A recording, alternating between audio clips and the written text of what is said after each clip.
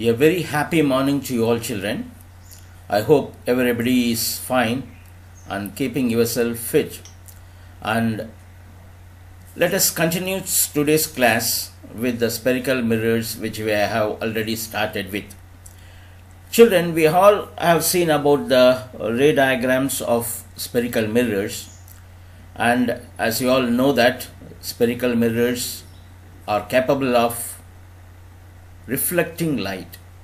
So we had seen about the ray diagrams for the two spherical mirrors, and we are going to extend the same ray diagram in the case of lenses.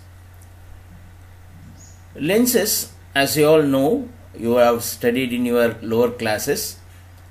There are two types of lenses, convex and concave. What does a ray of light suffer when it passes through lens? Either it is concave or convex. So in this case of mirrors, a property of reflection is occurred, but here in the case of lenses, refraction is taking place. So when a ray of light passes through lens, the phenomena called refraction is taking place. What is refraction? We have already stated. The process of bending of light rays when light passes from one medium to another medium is known as refraction. So the ray of light first passes in the air medium and then it passes into the glass medium which is bounded by the two surfaces of the lenses. Therefore, the speed of the light is getting different in the different mediums, and therefore refraction, that is the bending of the light rays, takes place. Now we are going to see about the image formation in the case of both convex as well as concave mirrors. Now we can take up the positions one by one, and we will discuss in the upcoming slides about each position, how the image is being formed. When we are discussing about the image, we talk about the nature of the image. What do you mean by the nature of the image? The nature of the image is position, size, and whether it is real or virtual. So when the object is kept at some place, where is the image formed? That is what is called position. Then size, whether it is an enlarged image or diminished image. So we talk about the size. And then the real and virtual image. This also we have seen in detail in the previous class. So the image formation gives all these details. So for drawing the ray diagrams, you have to have the rules which are given here, and you have to strictly follow the rules in order to get the exact image formation. Children, you need not memorize anything, you need not mug up anything. So when you follow the rules, automatically your answer will tell you or brief you about all the position, nature, as well as the size of the image. So children, listen to these classes very carefully and follow the instructions given and try to draw the ray diagrams. Now we will go into the lessons.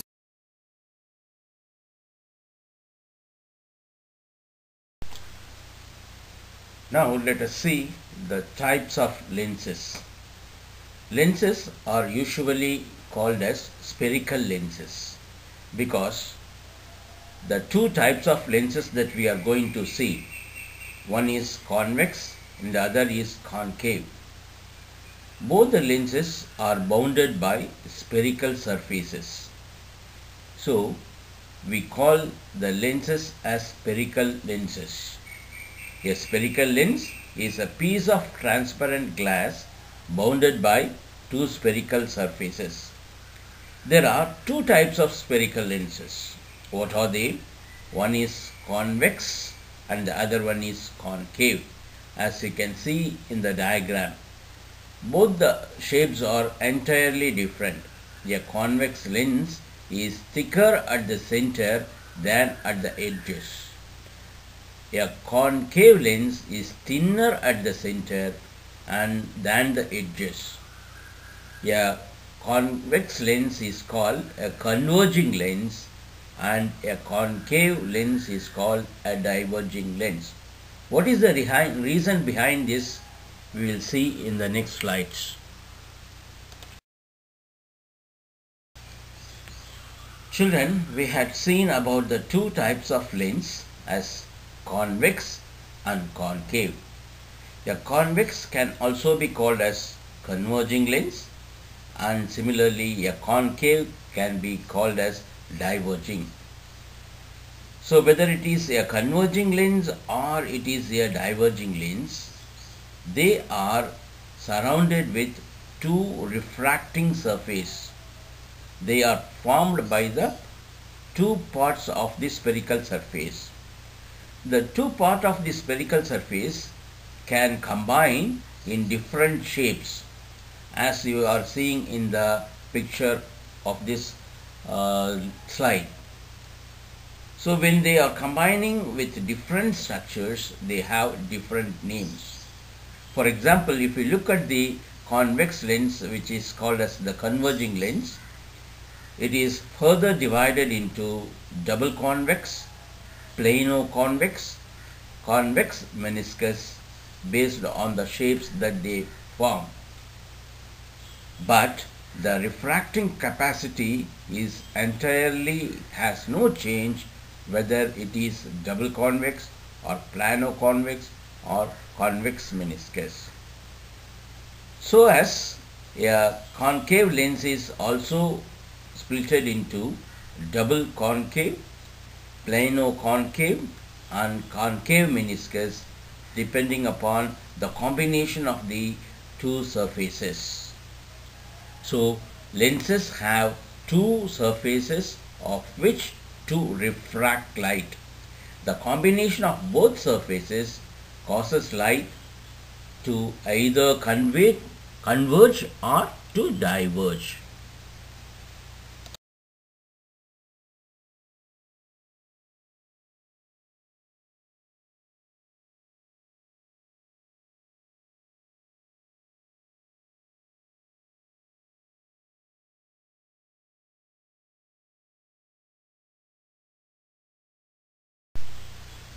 Children, though the shape of the lenses take different shapes, we usually represent a convex lens with a double convex and similarly a concave lens with a double concave lens. Now we have seen a convex lens is also called as converging lens and a concave lens is also called diverging lens. What is the reason we call them? Now look at the diagram, the first diagram. You can see the double convex lens and you can see a line which touches F on both the sides of the lens, and that line is called the principal axis, as you have studied in the spherical mirrors. So same as that.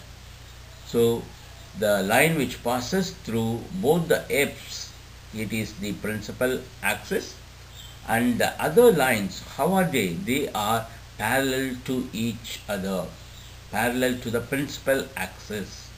So light rays which are parallel to the principal axis after refraction.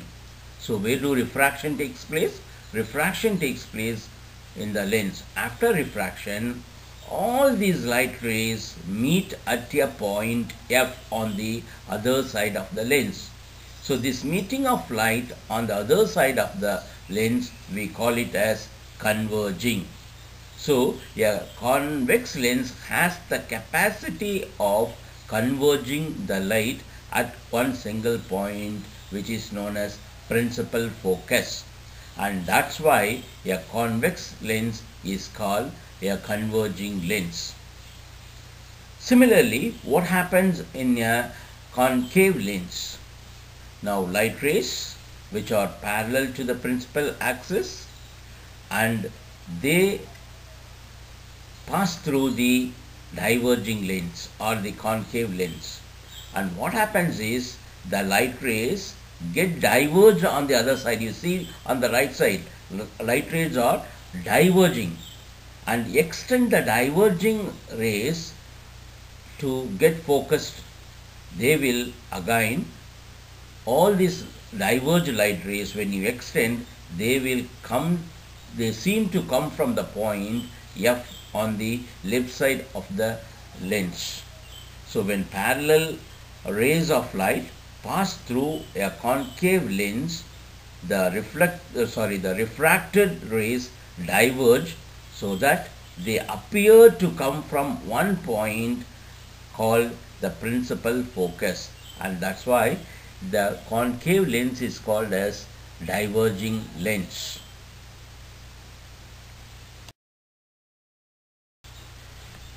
Children, this diagram is the basic diagram for drawing the ray diagrams, which will help you a lot.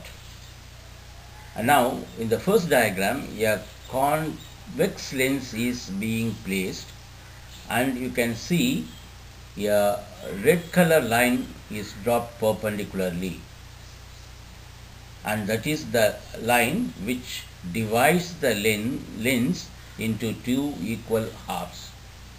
And then there is a line, perpendicular line, which passes through F and 2F, and there are F and 2F on both the sides of the lens, because a convex lens is made up of two spherical arcs. So you can draw two circles, okay, one on the left side and one on the right side of the red line.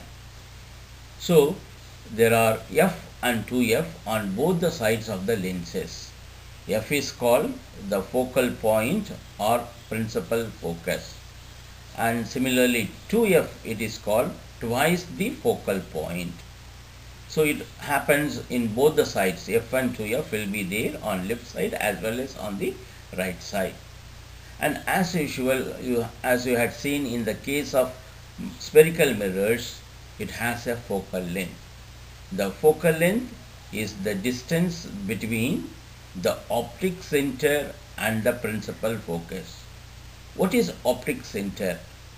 The point where the red line and the principal axis intersect is the geometric center of the lens, and that geometric center of the lens, it is called as optic center.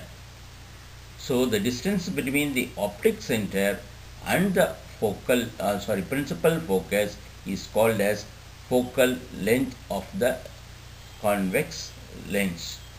So similarly, you can draw a principal axis for a concave lens, and it too will have focal F and 2F on both the sides, and here the focal length is one and the same, the distance between the optic center and the principal focus, and the only difference is the convex lens converges the light rays and the concave lens diverges the light rays, as we had seen before.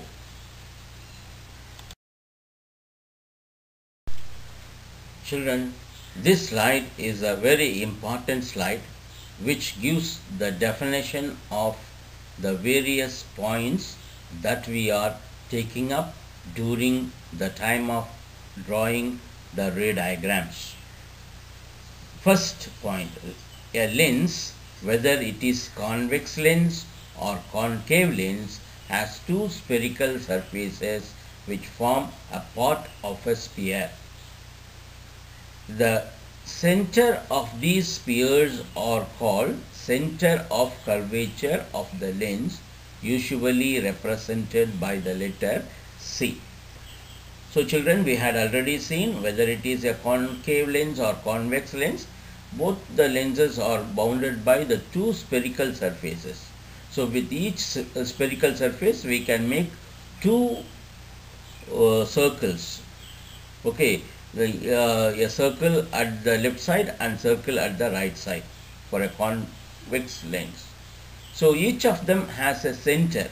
So this center, it is called as center of curvature, which is nothing but twice the focal length. In some diagrams, the point C can be taken as 2f. Usually 2f is taken for lenses and C is taken for spherical mirrors. Next point, since there are two centers of curvature, we may represent them as C1 and C2. So when you are representing it as letter C1, it can be represented as center 1 and center 2.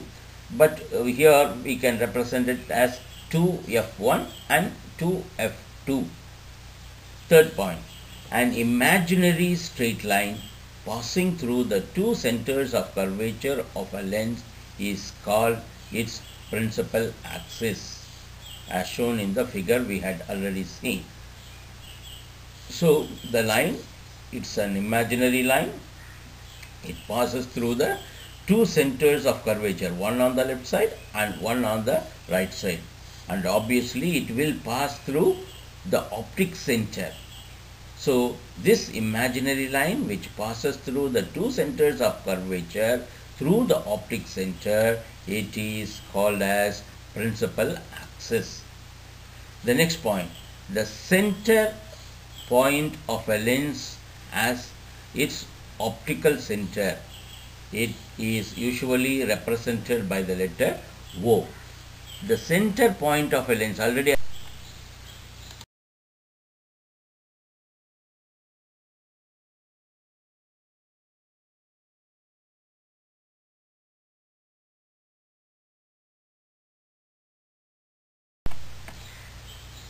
children, you have three rules for making your ray diagrams. So these three rules are similar to the rules which you have already seen in the case of spherical mirrors. Now let us see one by one.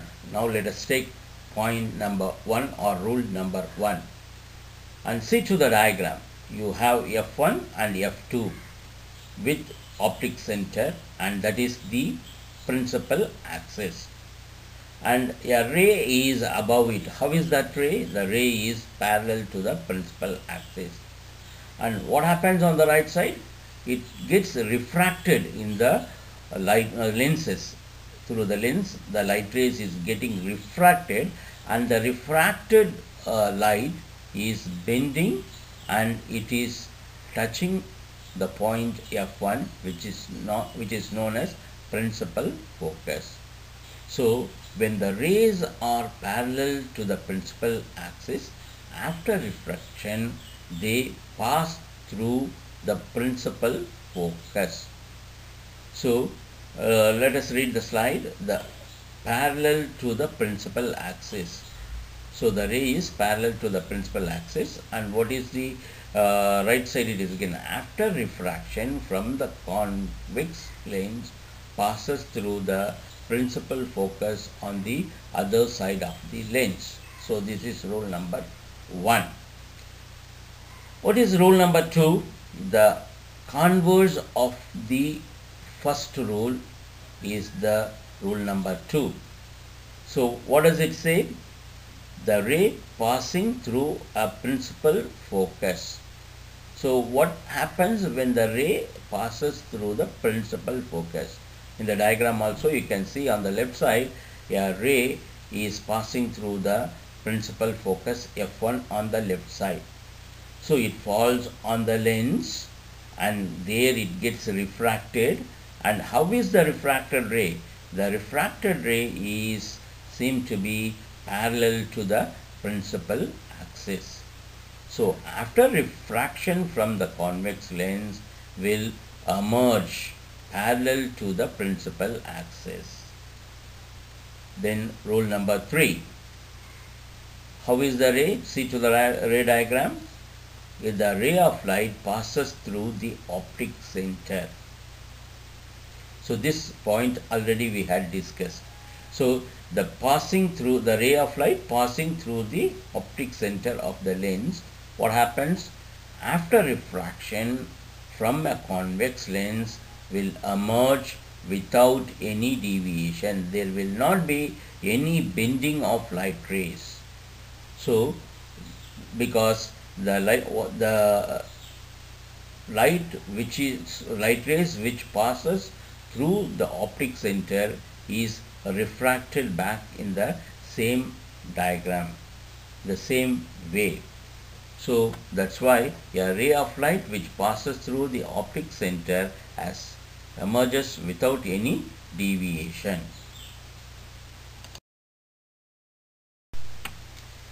The same 3 rules can be followed for a concave lens. So see to the first one. Light rays parallel to the principal axis. After refraction from a concave lens, the rays appear to diverge from the principal focus located on the same side of the lens. So they seem to diverge from the point F1 on the left side of the concave lens. So the second rule, as I told, it is the reverse of the first rule. A ray passing through the principal focus after refraction from the concave lens will emerge parallel to the principal axis. On the left side, the rays are emerging as if they are passing through the focal length F2 on the right side, but after refraction they render parallel to the principal axis. And third point, a ray passing through the optic center of a lens after refraction from the concave lens will emerge without any deviation. So this we have discussed in the previous case, and here also in the case of concave lens, the ray of light which passes through the optic center is undeviated.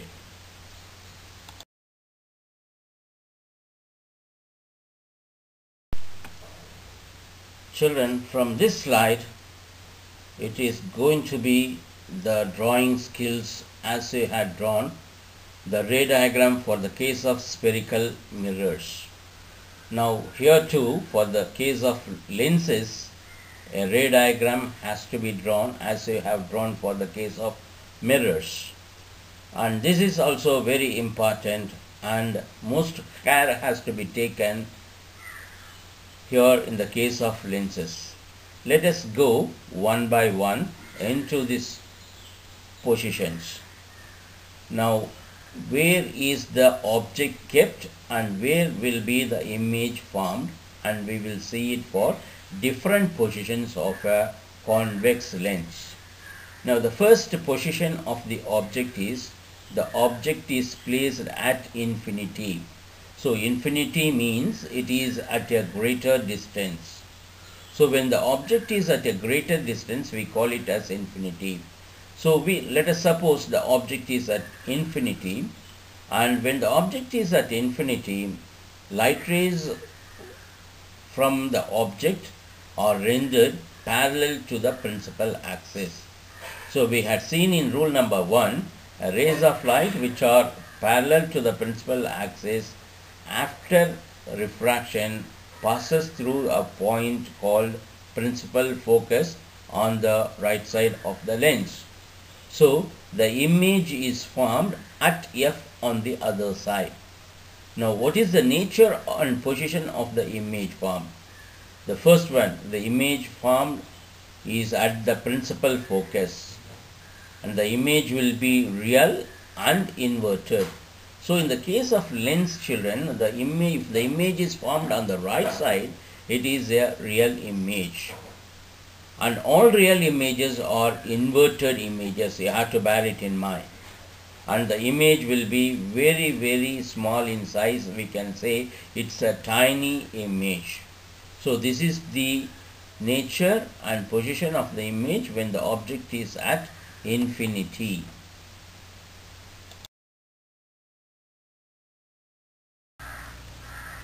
Children, this is the first ray diagram which you are going to draw in your notebooks using all the rules which you have seen and with all precautions. So to start with, first you have to draw the principal axis and you have to fix the point O, optic center, in the center of your principal axis. Then you have to fix F1 and F2 both sides with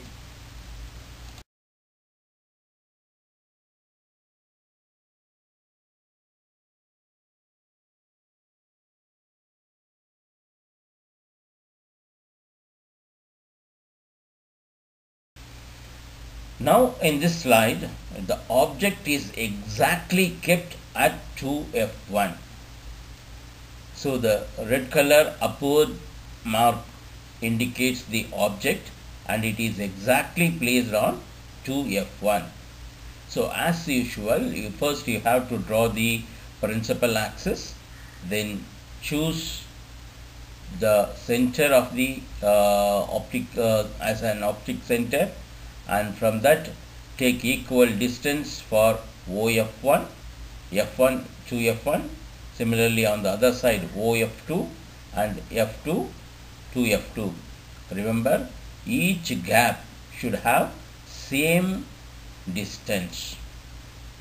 Now as usual, there are three rays, the green, the orange and the blue here. So the green color ray is rendered parallel, it is parallel, and after refraction it passes through F2 on the other side. The orange ray, which is passing through the optic center, is undeviated. The blue color ray is passing through F1 and after refraction it is rendered parallel. So all these three rays meet at a point. So drop a perpendicular on the point of meeting. The image is formed exactly at 2F2 on the other side. So when the object is kept at 2F1, the image is kept on the 2F2 on the other side. Compare the heights. They are equal in the height. That means the image obtained is the same size. So where is the image obtained? It is obtained at 2F2 on the other side. And is it enlarged or diminished? It is or the same size. Is it real or virtual? So here in the lens, objects which are formed on the right side are real image. Therefore, real and inverted, both of them will go hand in hand. So the object formed here is real and inverted of the same size.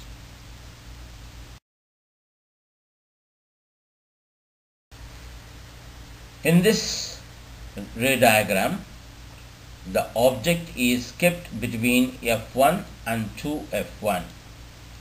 The red color mark, you can see it is in between F1 to F1.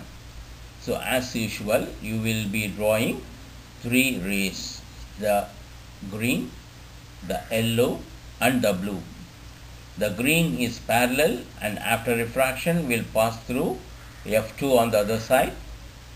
The yellow will pass on through optic center, which is undeviated.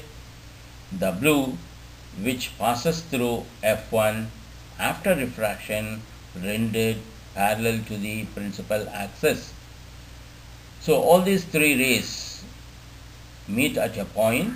At that point you drop a perpendicular to the principal axis and that will be the image. So compare the height of the object and the height of the image. Now you can see the height of the image is higher, has more height than the object. So that means it is enlarged. So it is inverted, it is formed on the right side, therefore it is real and inverted. And where is it formed? It is formed beyond 2f2 on the other side. Therefore the image formed is real, inverted, enlarged and formed beyond 2f2 on the other side. Now in this slide, the object is kept exactly at f1. You can see the red color mark above the principal axis, exactly at the point f1. Here only two rays come into picture. The one, as usual, the green, which is parallel to the principal axis, passes through f2, principal focus, on the other side, and the orange ray which passes through the optic center, and that is being undeviated. So where do these two rays meet at? These seem to be parallel but not parallel. Perhaps they must be meeting at a point somewhere far off, at a point on the left side. So the image will be at infinity. The image will be formed at infinity. The image will be real and inverted because it will be forming on the right side only. Therefore it is real and inverted, and the image will be highly magnified. So since they are going to meet at a very long distance, and the image will be highly magnified or enlarged image. Now you can see the object is being kept between f1 and O. So between the optic center and the principal focus, the small sized object is kept closer to the optic center.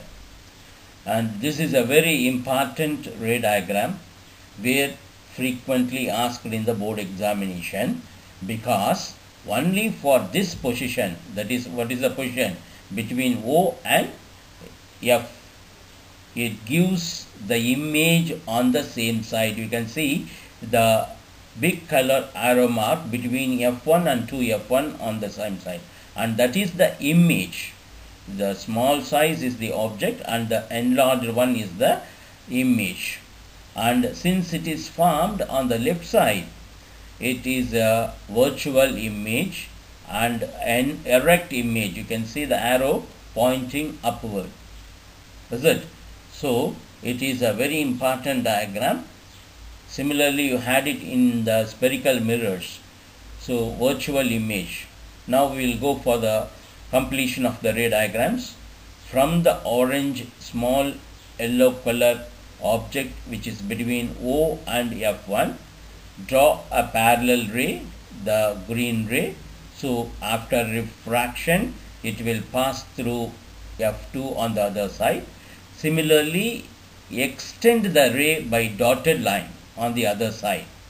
So extend it by dotted line, and similarly draw the orange ray which passes through the optic center, which is undeviated, and extend it on the left with the dotted ray.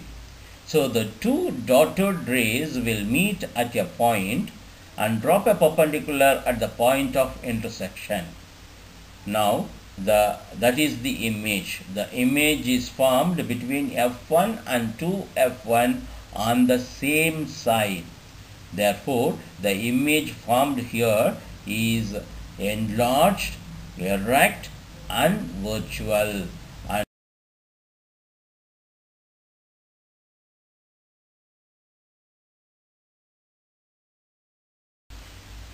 here is the table where you can find the position of the object in all the places, and where is the image formed. That means where is the position of the image and what is the quality of the image. So everything is tabulated here as one slide. So when the object is kept at infinity, the image is obtained at 2, that means f2, which is on the other side. And how is the image? The image is highly diminished or point size, and it is real and inverted. The second position, beyond 2f1, when the object is beyond 2f1, the image is formed between f2 and 2f2. It is diminished, real and inverted. And the third position, when the object is kept at 2f1, the image is obtained at 2f2, which is of the same size, real and inverted.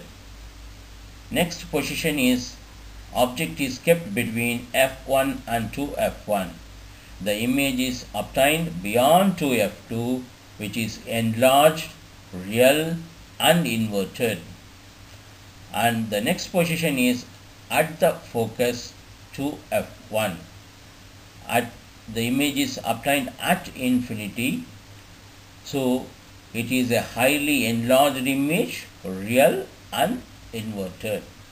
And the last position, as I told you, which is important. Why is it important? Only at this position it gives a virtual image. So where is the virtual image formed? When the object is kept between f1 and O, that is the optic center. So where is the image formed? On the same side of the lens as the object. So it is an enlarged image, virtual image and erect image. So children, you need not mug up all this. So once when you draw the diagram according to the scale, everything will appear in the exact position. You need not memorize, is it formed beyond 2f or between f and 2f. You need not have any confusion at all. And whether it is enlarged or diminished, don't memorize. Just draw the diagram according to the scale. The image will tell you the quality of it. When the image is formed on the right side, it is real image, and all real images are all the real images are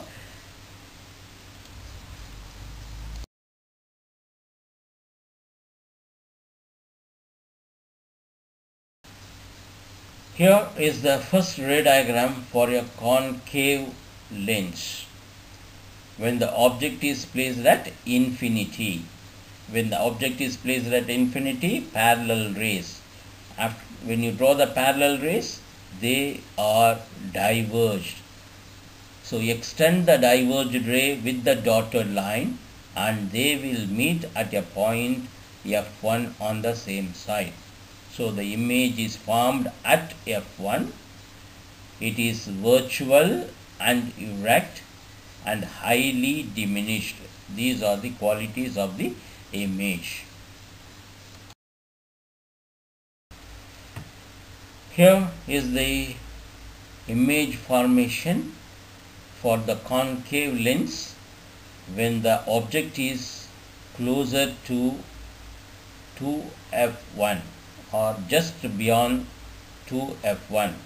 The previous image formation was for the object which was at infinity, and now it is just beyond 2f1.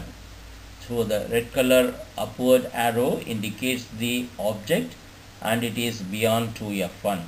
So from there 3 rays emerge out.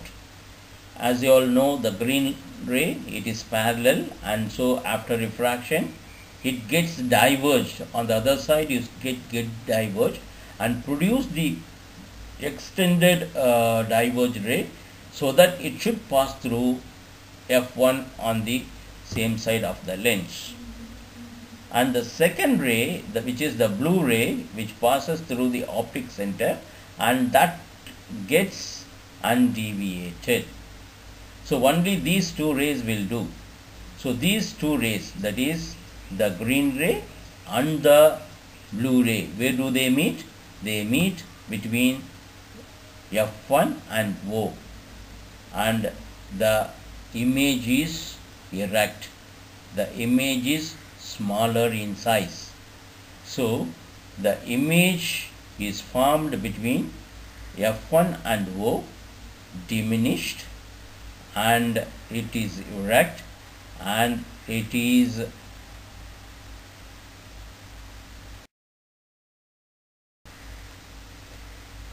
here is the table for the image formation for a concave lens. When the object is at infinity, the image is formed at focus F, highly diminished, point size, virtual, and erect. So when the object is between infinity and the optic center, the image is formed between F1 and optic center. It is diminished, virtual, and erect. So a concave lens gives only virtual image. So about question was being asked. Name the type of lens which produces virtual images. So the answer is concave lens.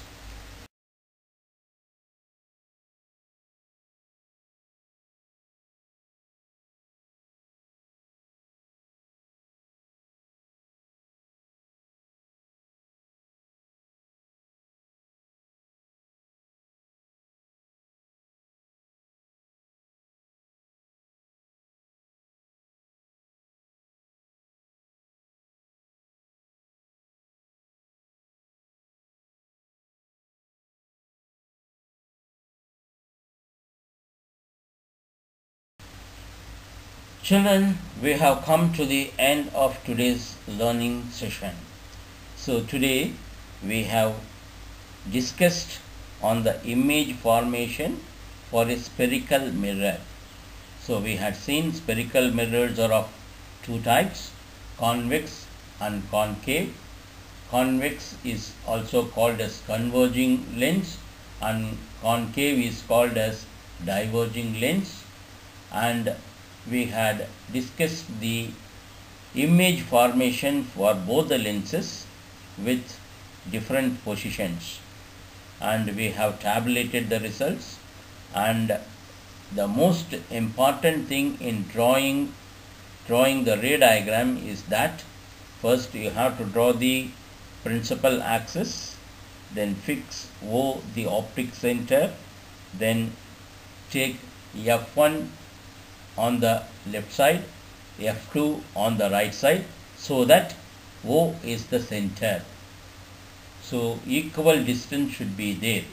The same equal distance should be maintained for F1 to F1 as on the left side, as well as F2 to F2 on the right side.